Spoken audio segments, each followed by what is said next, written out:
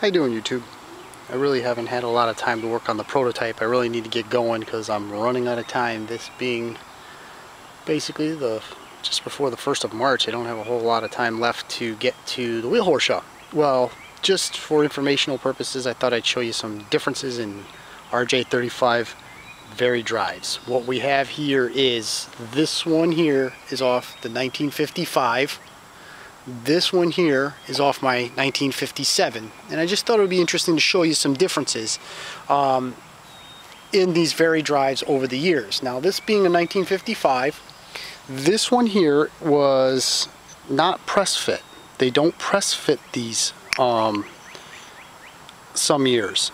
There's actually a woodruff key that goes into this piece, and that's what actually holds the shive, the center shive, from slopping around. It does slide on that piece. And then this, actually the back piece and the front, they're keyed in by a set screw right there. And that's what holds the Veri-Drive together and keeps the shive from moving. If you notice, there are some holes right here in the front shive, and I'll show you that in a second. Later on, what WheelHorse did was press fit the center section of the Veri-Drive into the front and back of the shives. And here's the 3 holes. As you can see, they're a little bit blown out, and I'll show you why in a second. And then the center shive, instead of being keyed in by a woodruff key, they keyed it in with roll pins. Those roll pins correspond to the holes that are in the front shive, and that's what keeps it from spinning. It does slide on the roll pins, and it does slide. This actually will slide. This is not press fit, obviously. This does slide on the center shaft. The thing that's interesting is that, as you can see, this is off my 57. There was a lot of play, a lot of slop in I can show you maybe, hopefully, in these holes, because these holes are been kind of egg-shaped out. So what I've done is I made some marks. I'm going to re-drill it so this thing locks in real nice, and it'll slide, but it'll lock in real nice. There won't be a lot of play. But the thing that's interesting is if you look at the part numbers, 1849,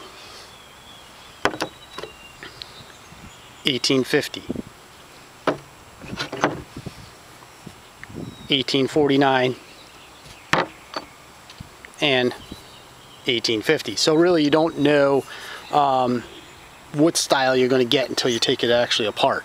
I've seen a couple of these with the set screws holding them into place, and the keyed with the woodruff key. I've seen a couple of these style on RJ35s. Ultimately, from my experience, is this style Veri-Drive is like 56 and 57 with the roll pins. The earlier ones, 1955, this is what I see as the basic design of the Veri-Drive that they used. Now, with that being said, it's speculation. If you know anything about these tractors, every single thing was put together with what they had on hand at that particular time. As the day progressed and they were building the tractor, if this was the style Veri-Drive that they had, this is the one that went on it. But from my experiences, this style with the set screws and the keyed shive, that's what I typically see on the 55s. 56 and later, the press fit style Veri-Drive. So just a little tidbit, I guess. So and there's nothing to be worried about taking these apart. This one here, you pull the set screws out, and the Veri-Drive comes apart. You put some new Torrington bearings in it, put a new woodruff key in, because those usually are beat up pretty hard. You got a brand new Veri-Drive. With this style, typically the holes are a little bit oblonged out depending on how bad they are.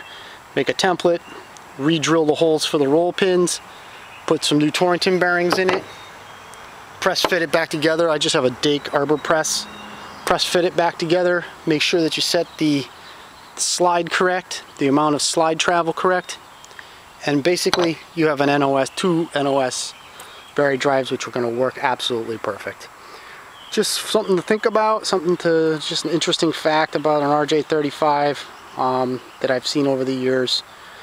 Maybe you find it interesting. I always kind of find it interesting because it's one of those little Pandora boxes. When you take one of these things apart, you don't know exactly which style you're going to get, because if you, like I showed you, even this early style, it has the holes drilled in it for the roll pins.